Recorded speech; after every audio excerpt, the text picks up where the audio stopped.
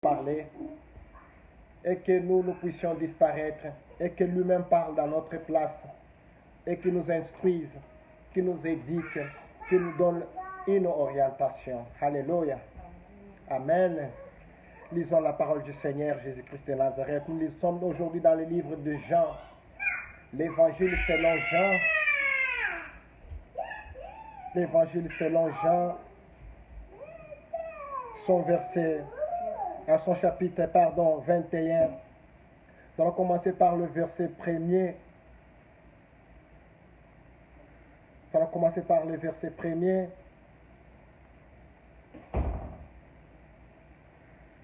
Et nous allons finir par le verset 17. Nous lisons au nom du Seigneur Jésus-Christ.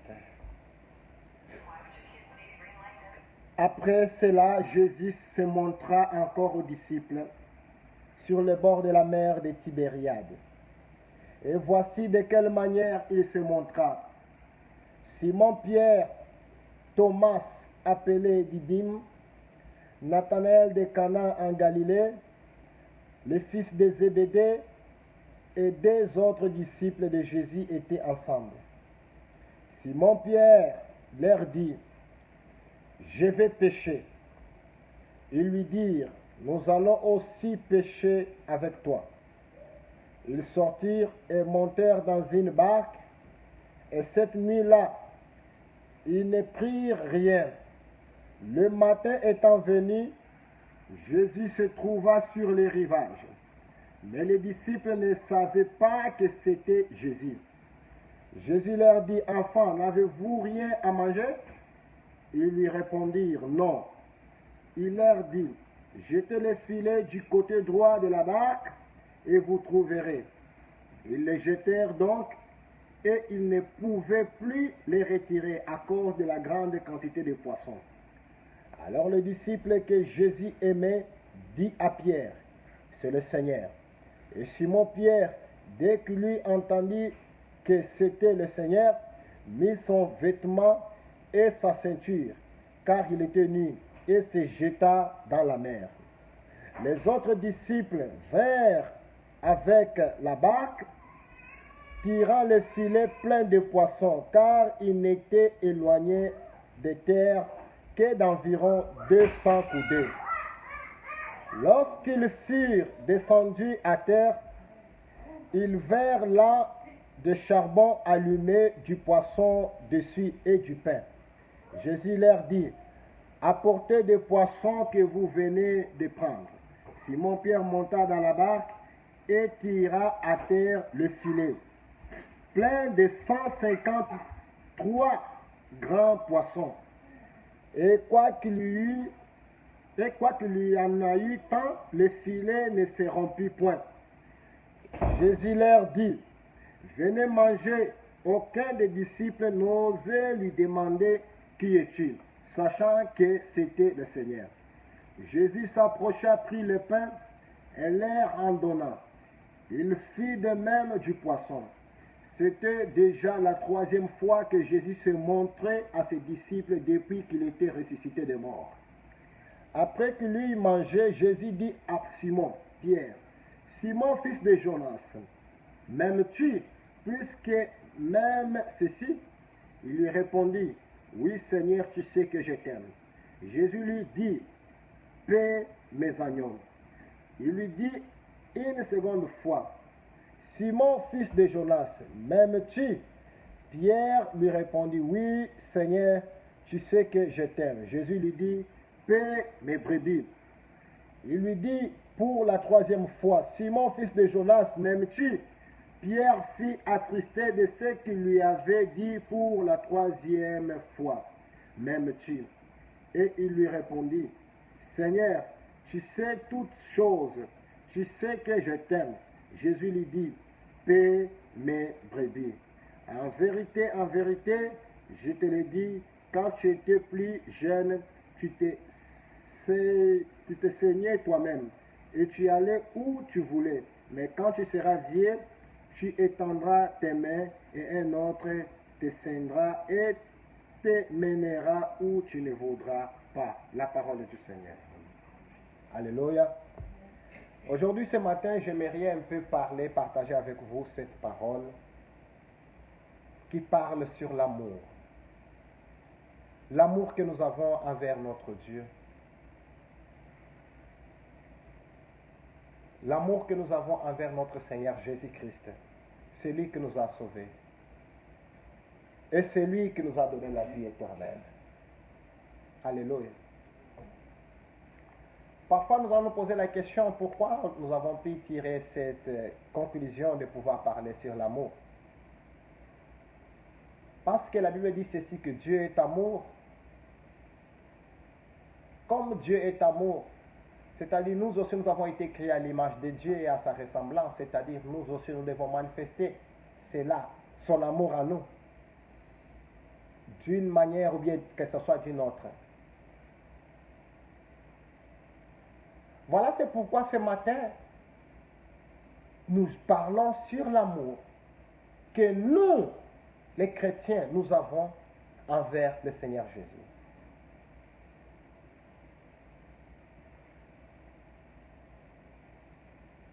J'encourage beaucoup plus aux gens qui manifestent leur amour envers le Seigneur Jésus. Et je dis encore félicitations à tous ceux qui aiment encore Jésus de tout leur cœur et de toute leur âme et de toute leur force. Parce que cela fait partie du premier commandement dont la Bible dit ceci, du deuxième commandement, pardon, dont la Bible dit ceci, tu aimeras ton Dieu de tout ton cœur et de toute ton âme. Et arrivé au Nouveau Testament, c'est devenu le premier commandement que le Seigneur Jésus-Christ nous avait donné. Alléluia. L'amour efface toutes choses. L'amour efface les désordres. L'amour efface là où il y avait la condamnation. L'amour efface la mort. L'amour efface les problèmes. L'amour efface les péchés. L'amour efface la haine. L'amour efface la jalousie. L'amour encourage quelqu'un à aller en avant dans le bon sens et non dans le mauvais sens. Quand le Seigneur Jésus-Christ était ressuscité,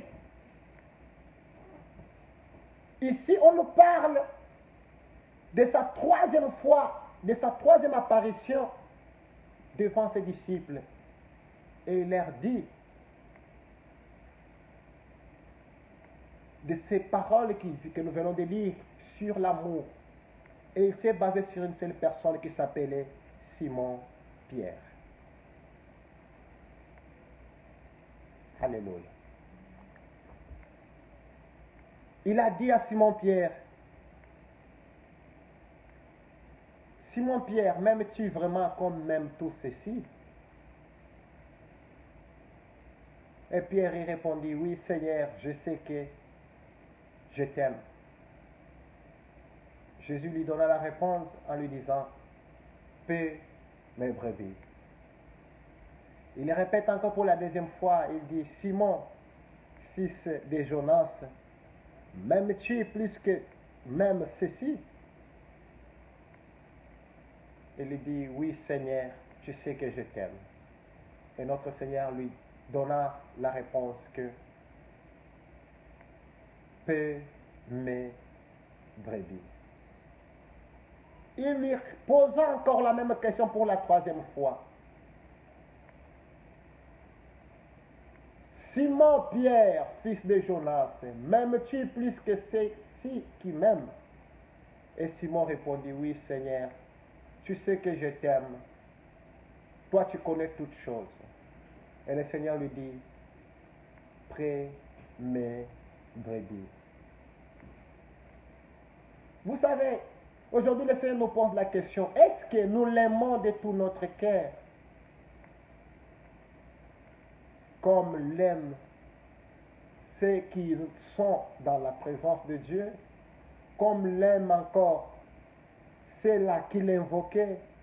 Est-ce que nous aimons le Seigneur de tout notre cœur, comme l'aimaient ceux-là qui nous ont précédés dans la foi, les patriarches qui nous ont précédés, les apôtres qui nous ont précédés, les disciples qui nous ont précédés, Est-ce que nous, aujourd'hui, les chrétiens d'aujourd'hui, nous aimons le Seigneur Jésus-Christ comme les temps anciens, les gens l'aimaient? Ou bien nous rendons seulement l'hypocrisie, afin que les gens sachent que nous aimons Jésus, mais en toute réalité, nous ne l'aimons pas? Alléluia. Pierre, Simon Pierre, Dieu le toucha dans un point faible. Parce que le Seigneur connaissait très bien le cœur de Simon Pierre. Alléluia. Écoutez, quand nous lisons ici, dans Matthieu chapitre 19, juste je vais prendre son verset 27. Écoutez ce que la Bible dit. Pierre prenant la parole alors, lui dit, voici nous avons tout quitté et nous t'avons suivi. Quand sera-t-il pour nous? Ici, c'est après que le Seigneur Jésus-Christ ait donné la réponse au jeune riche. En lui disant, vends ta richesse, laisse tout et viens suis-moi. Et maintenant, Simon Pierre, selon ses calculs, c'était que en suivant le Seigneur Jésus-Christ, lui qui est le Seigneur, il va nous donner la richesse, il va nous donner l'argent, il va nous donner tout. Parce qu'il avait la conviction que oui, le Seigneur Jésus-Christ, il est le Messie.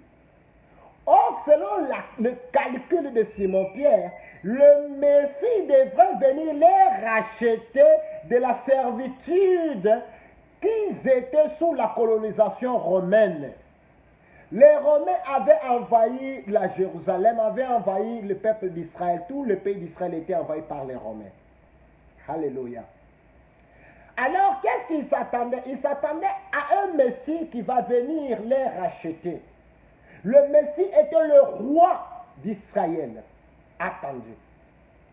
Et maintenant, on a constaté que le Messie, il a le pouvoir surnaturel. Mais derrière lui, il n'a aucune armée, il n'a pas de l'argent. Comment il va chasser nos adversaires qui nous maltraitent? Là, le doute s'est introduit. Et il devait connaître que le Messie, on devait reconnaître que le Messie devrait sortir d'une descendante prophétique. Comme sortaient tous les autres prophètes. Mais on a constaté que le Messie, il est venu de quelque part dont eux-mêmes ils ignorent là où il est venu. Ils disent que non. Nous connaissons que quand le Messie viendra là, nous connaîtrons d'où il vient. Mais celui-là, nous ne le connaissons pas. En plus, il a grandi en Galilée. C'est-à-dire une confusion totale. Ils ne savent pas que le Messie était né à Bethléem, dans Judée. Mais ils ont juste pensé que le Messie est né à Galilée et la confusion était entrée dans leur tête. Ils disent non. Sondons les Écritures. En Galilée, on n'en a jamais vu un prophète sorti des gars de Galilée.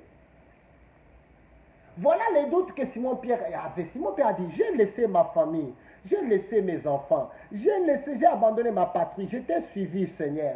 Qu'est-ce que nous aurions en bénéfice? Mais Jésus lui avait donné la réponse. Simon Pierre, personne ne peut me suivre, moi. Laisser sa patrie, laisser sa maison, laisser ses enfants me suivre. Et que je n'ai pas lui donné la vie éternelle et qu'il n'ait pas bénéficié ici sur la terre en abondance de bénédictions avec la persécution. La Bible dit ceci, avec la persécution. Et au finish, il aura la vie éternelle. Maintenant, Simon Pierre, quand il avait vu que le Christ, le Messie, était mort, malgré qu'il était ressuscité, malgré qu'il était apparu à eux, ça c'est la troisième fois que Jésus était apparu à eux. En Galilée, Simon Pierre, il prend la décision de partir pécher.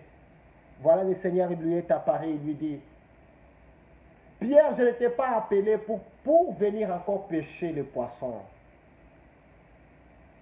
Simon Pierre, je t'avais enlevé dans cette vie de pêcher les poissons. Christ, toi et moi, nous sommes enlevés dans la vie que nous vivions avant que nous puissions le connaître. Jésus nous avait rachetés dans les coutumes. Jésus nous avait rachetés dans la condamnation de nos parents, de nos ancêtres. Jésus nous avait rachetés, Jésus nous avait enlevé de la malédiction. Jésus nous avait enlevé des esprits méchants du monde des ténèbres, de nos habitudes qu'on avait. On avait des habitudes qui n'étaient pas bonnes, qui ne donnaient pas le goût. Il nous avait essuyés, il nous avait sanctifiés, il nous avait purifiés. Le Seigneur Jésus-Christ était avec nous. Il nous a enlevé tout. Il nous a sanctifiés par son sang. Et nous avons retrouvé la vie éternelle. Mais aujourd'hui, il nous pose encore la question ce matin. Pourquoi continuons-nous encore à vivre l'ancienne vie que le Seigneur nous a enlevée? Le Seigneur nous a enlevés de la malédiction. Le Seigneur nous a enlevés dans la vie mauvaise, la vie de la méchanceté, la vie de l'ivrognerie, la vie de toutes sortes de la débauche. Le Seigneur nous a enlevés de là. Mais pourquoi aujourd'hui nous continuons toujours à rentrer? Qu'est-ce qui nous réclame, bien-aimé, dans le Seigneur? Qu'est-ce qui te réclame, mon bien-aimé? Alléluia. Que notre Dieu soit loué.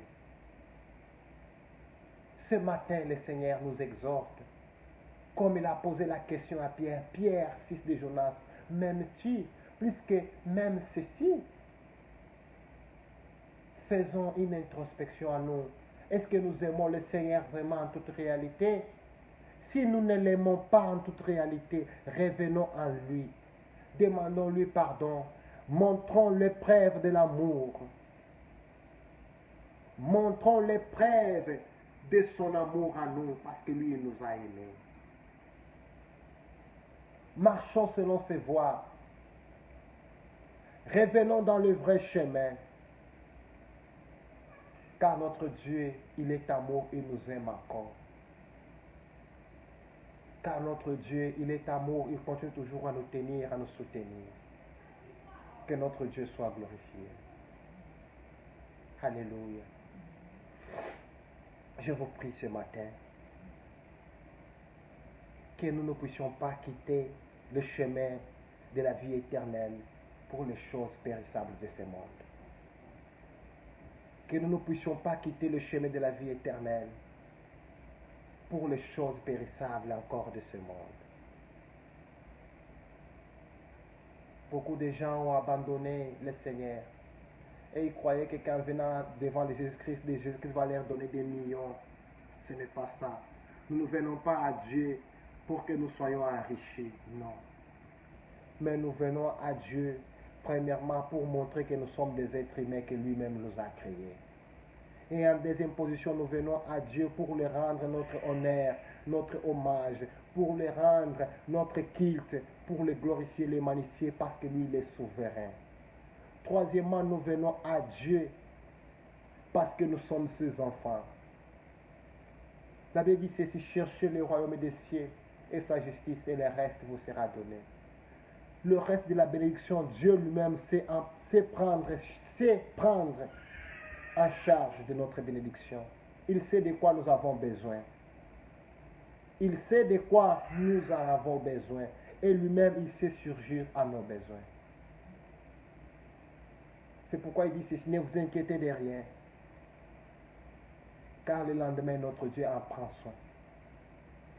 Ce que nous devons nous préoccuper dans notre vie, notre quotidien, c'est de nous approcher de plus en plus dans sa présence. C'est de nous approcher de plus en plus dans sa sainteté, afin que son nom soit glorifié. Que cette petite exhortation ce matin puisse pouvoir te donner encore le goût d'aimer le Seigneur, puisse pouvoir te donner encore le goût de pouvoir le suivre, de pouvoir le servir en toute ses vies, en toute vérité. Tu es serviteur de Dieu. Je te prie, nous devons être honnêtes envers notre Dieu et enlever tout esprit mauvais parmi nous, des mauvaises intentions. Parce que les gens, quand ils étaient venus à Christ avec les intentions d'avoir des millions et qu'ils n'ont pas pu trouver des millions, ils sont partis toucher des fétiches, ils sont partis toucher maintenant aujourd'hui, en touchant la magie cabale, ils sont partis maintenant aujourd'hui toucher la franc-maçonnerie. Les loges aujourd'hui se sont introduits dans l'église pour s'enrichir, pour la gloire vaine. L'église a été quittée sur le chemin. Voilà le plus grand problème. Et c'est ce plus grand problème-là que je vous exhorte ce matin, de quitter avec ces intentions-là. Elle dit ceci, celui qui travaille, il mange. Mais celui qui ne travaille pas, il ne mange pas non plus. Le Seigneur avait donné un commandement, c'est à la sueur de ton front que tu mangeras. Tu travailles, tu vas manger. Et la manne avait cessé depuis que les enfants d'Israël avaient traversé les Jourdains. Et ils sont entrés dans le pays des Canaan. Je vous en supplie, au nom du Seigneur Jésus-Christ, aimons Christ. Laissons de commercialiser les noms de Jésus. Laissons de commercialiser les noms précieux de notre Seigneur Jésus. Laissons de faire blasphémer les noms du Seigneur. Il est notre roi. Il était mort pour nous. Il avait donné son sang pour nous. Il s'est sacrifié pour nous. Voilà, ce matin, je vous prie, je vous exhorte, que nous marchions selon la voie de la vérité en Christ Jésus. Que Dieu bénisse sa parole et qu'il vous bénisse partout là où vous êtes et qu'il vous bénisse vous tous qui êtes ici, qui entendez cette parole, qu'il soit avec vous aujourd'hui et à jamais. Amen.